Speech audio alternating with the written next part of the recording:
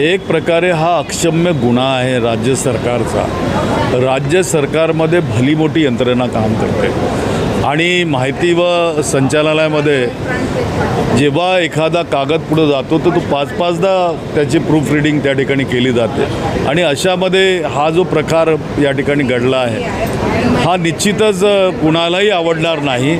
या संबंधी संबंधितांवर कारवाई तर केलीच पाहिजे, परंतु त्याची चौकशी करून ज्या प्रती वाटण्यात आल्या त्या प्रती परत बोलावून, ज्या सॉफ्ट कॉपीज वाटण्यात आल्या त्या परत बोलावून त्याचं नंतर दुरुस्ती करून वितरण झालं पाहिजे।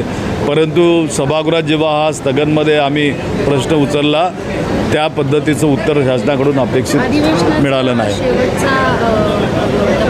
आणि अजूनही शेतकऱ्यांचे कर्ज अहो शेतकऱ्यांचं कर्ज सोडा, आता कापूस फेकण्यात आला बाहेर, सोयाबीनं बोगस देण्यात येत आहेत। आज अंतिम आठवडा प्रस्ताव आम्ही त्याच्यावर बोलणार आहोत। जे अन्नदाते आहेत त्या अन्नदात्यांवरच अन्याय केला जात आहे या राज्यामध्ये या सरकारकडून। निश्चितच यासंबंधी सभागृहात आवाज उठवणार।